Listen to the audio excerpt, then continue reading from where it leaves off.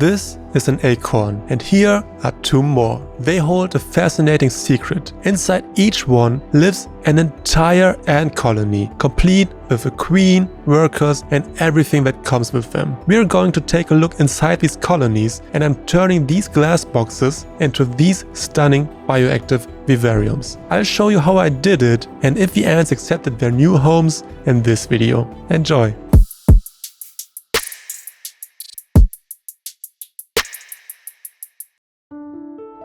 It's a beautiful day and we're on a mission in the forest. Not far from here is a local landmark called the gnarled old tree. And surprisingly, it is indeed a gnarled old tree. It's quite impressive and very gnarled. But most importantly, it's an oak tree, which means there are plenty of acorns nearby. And these aren't just any acorns. They look unassuming, but they hide something very special. For this, I've brought along these large test tubes with a water reservoir. We're mainly looking for acorns with these small holes. They are drilled by the acorn weevil, but that's not what we are looking for today. We are looking for something that takes advantage of this hole. Slightly cracked acorns also work. When you open them, they might be empty, but they don't have to be. So I gathered a few and was excited to see if I get lucky today. Each time I first examined the acorns carefully. You have to be very gentle. These acorns here seemed empty at first, but when I looked closely at the second half, I was a bit surprised. Here we have a cute little larvae.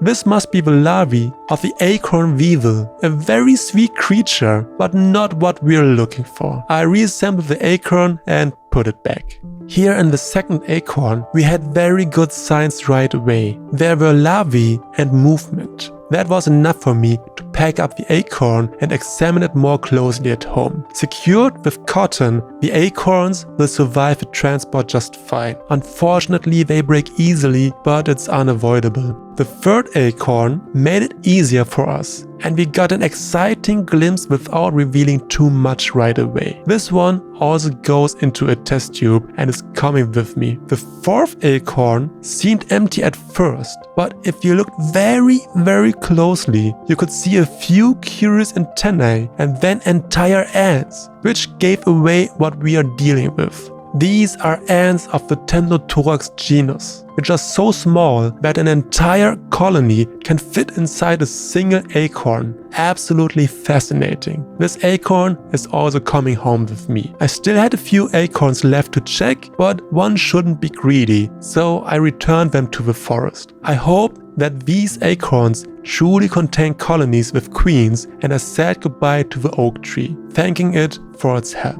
On the way home, these cute foxes crossed my path. When you live in the city, you really underestimate how much you miss nature.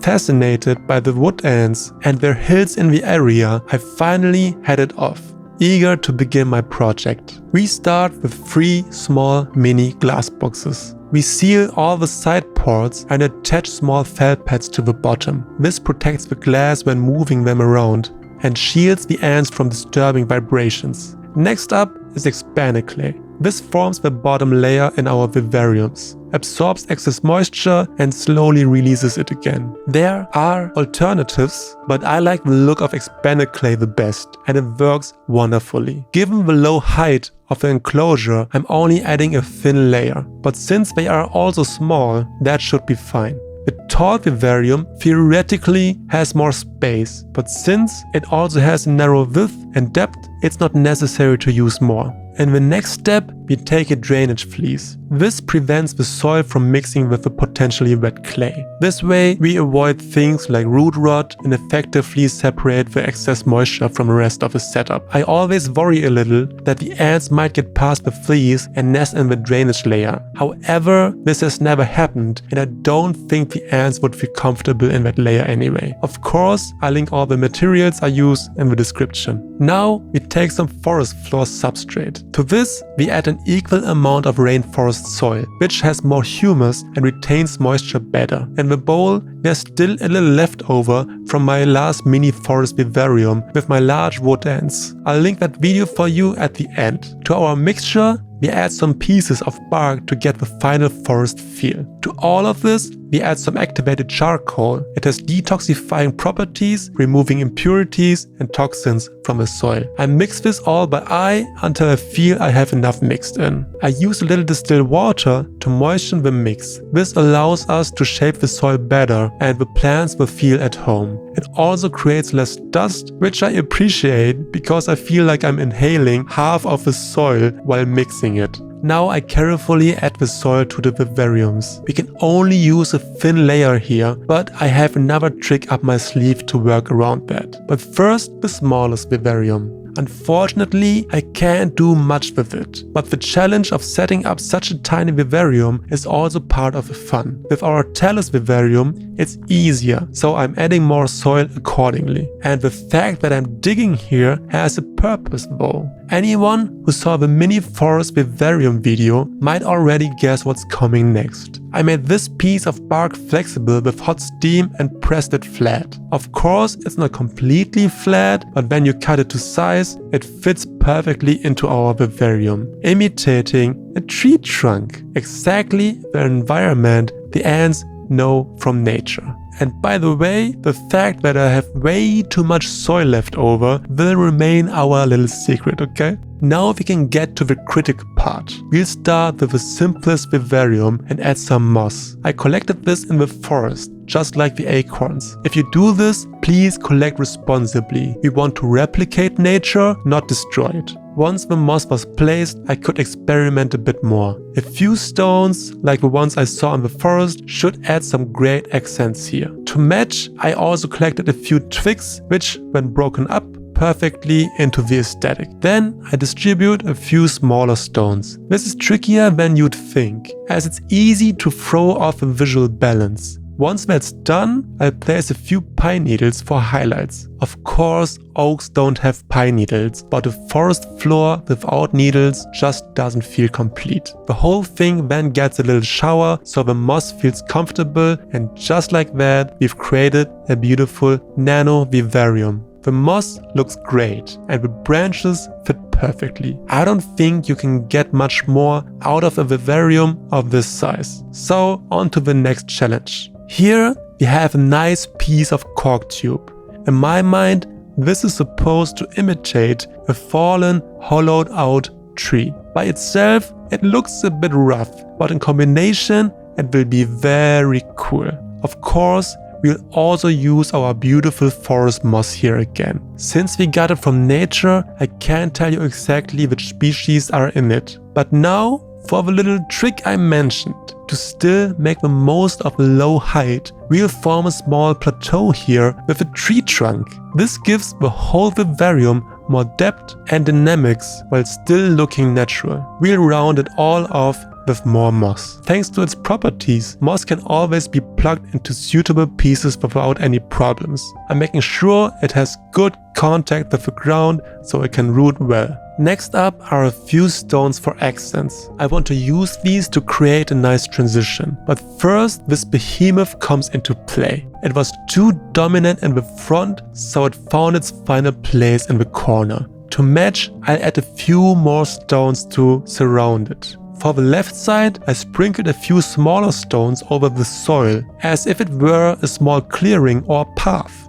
Framed by the stones, this is also an area where the moss won't grow, thus completing the harmonious flow from the left plateau to the right slope. I tried to refine the whole thing with a broken branch, but it was too thick. With this thinner branch, it fits much better, and a small second branch also finds its way into the vivarium. The third one, however, was clearly too much, so away it went. The small piece of bark was also a good idea, but unfortunately it didn't fit. But when I pressed it into the ground as if it were a buried branch, it looked like it had always been there. Then I'll sparsely distribute a few pine needles so as not to be overwhelming but still serve as a focal point. Then I'll give the whole thing a little shower to freshen it up, and we'll go on a little journey through the Shire. In a hole in the bark there lived a hobbit, and that means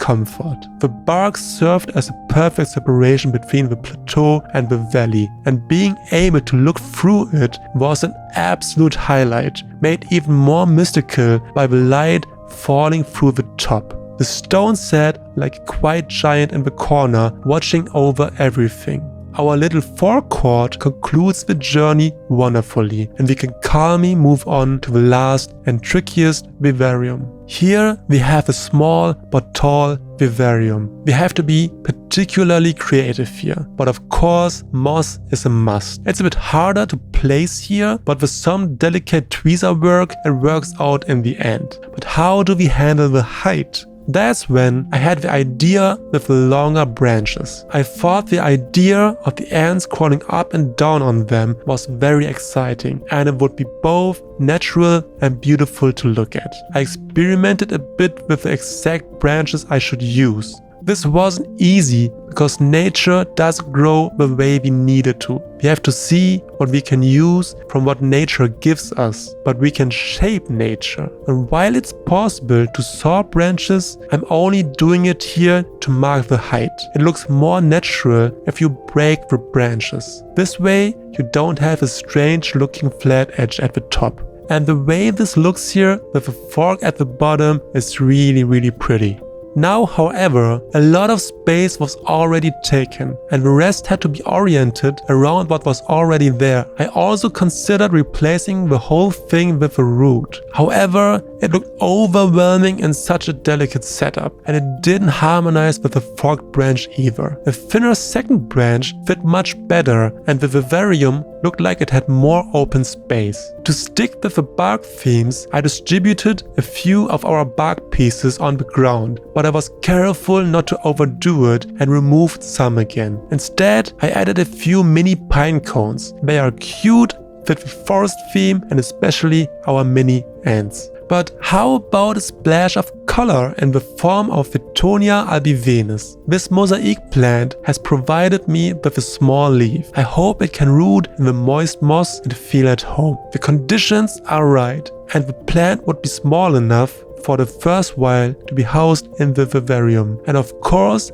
the needles can't be missed here either. And here too, a little shower so the moss is nice and moist and the plants can root well. And just like that, this vivarium is also complete. The bark background gives the whole thing a special touch, and the branches are a real eye-catcher, as is the red leaf of our mosaic plant, which also provides a beautiful contrast to the golden yellow ants. The small moss on the branches give the whole thing a very nice touch, and overall I'm more than satisfied. So here are our 3 beautiful vivariums, and no vivarium is complete without springtails. These feed on mold and plant debris, perfect for our small vivariums. You could also use white isopods, but I have a feeling they would be too large for these vivariums. The springtails, on the other hand, will feel right at home, and seeing them scurry around in the moss is always great. Now that we have the vivariums prepared, we'll give them a day to settle in and look forward to day 2. And it begins mystically. The morning forest fog still conceals what's to be hidden, and the moist air helps the moss to flourish. These vivariums will be the home of our ants and our uncharted territory for the colonies, and we'll take a look at them now. And this small acorn is our first colony. But is there really a queen inside, or just workers with brood? Without a queen, the colony will soon die out, so I had at least to get a closer look at the contents. I took every single step deliberately. After all, the ants were very delicate and easily injured. The larvae and eggs especially are quickly crushed, and here the contents are suddenly revealed completely. The entire underside was full of larvae and ants. I tried to stay calm while the ants were running around everywhere. My focus was on finding a queen, and I couldn't let myself get distracted by the chaos. And then I found her. Right in the center of it all, as befits a queen, she emerged and looked for safety. And she shall have it, because I had everything I needed. And as interesting as this sight is, I don't want to stress the ants more than absolutely necessary. Now, the acorn had to be reassembled as gently as possible. This acorn houses a healthy colony and will thus find its home in our first vivarium. The look of the acorn completes the picture, and I'm really excited to see how the ants will develop here. We'll give them a moment to recover from the shock before we look at them again and move on to acorn number 2. This one fell apart during transport, and from the looks of it, there's no activity here at all. That surprised me a lot, because I had checked for ants in the forest. So carefully and with surgical precision, I began to dismantle the acorn. But even after I had completely hollowed it out, there was still nothing. I was really stunned because it just couldn't be. What had I seen when I checked it in the forest? I was visibly stumped and stared into the empty acorn as if something would appear if I just looked long enough.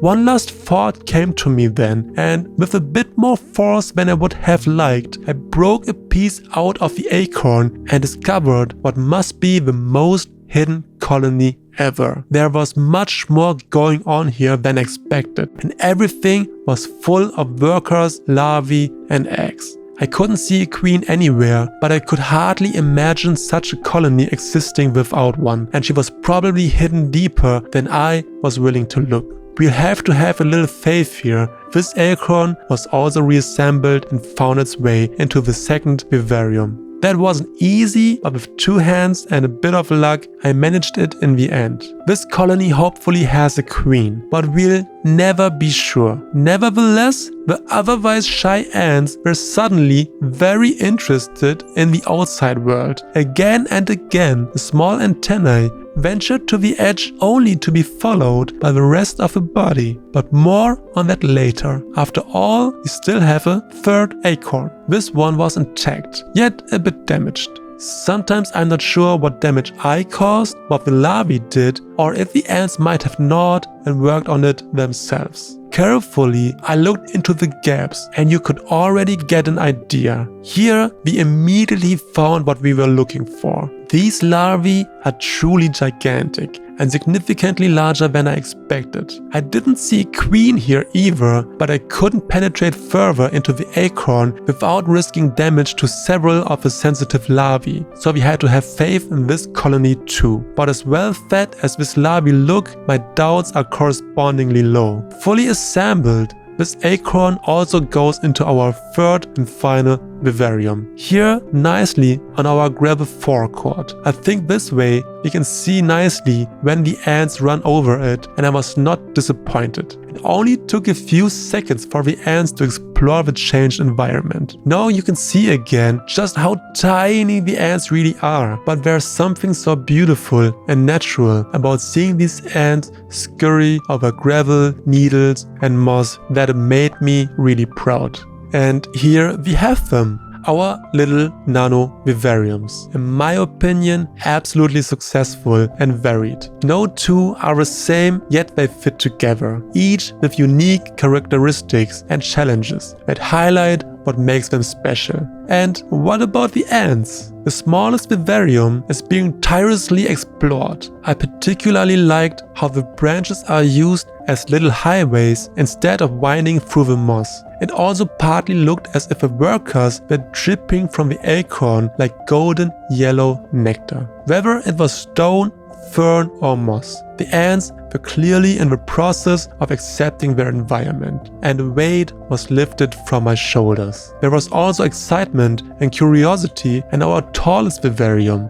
The ants were already busy carrying material into the acorn to seal the holes, and I can't blame them. Meanwhile, the branches were climbed and mastered with a small detour over our mosaic plant. The contrast were really beautiful, and it didn't seem like anything could stop the ants here. They even hoisted the small branch into the acorn. For us, it's only a few millimeters long, but for them, it's several times their body length. I followed a single worker and tried to put myself in her position. Even magnified, I still couldn't identify any of the colonies more precisely. The fact that I don't know didn't stop the ants, however, from conquering the highest point. And with this success, moving on to the third and final vivarium. Here, something very exciting was happening. There's a phenomenon among ants called tandem running. This is where one ant leads another, for example, to a potential new nesting site. The following ant stays close to the leader's abdomen, touching the abdomen and legs with its antennae.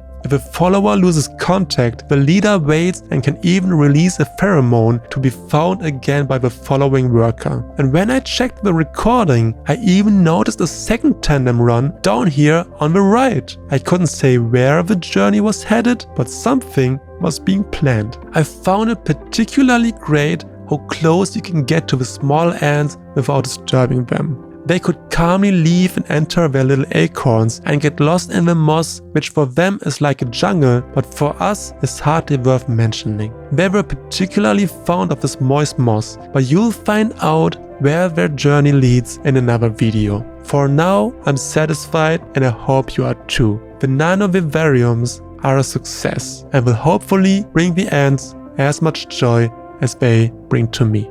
Ciao.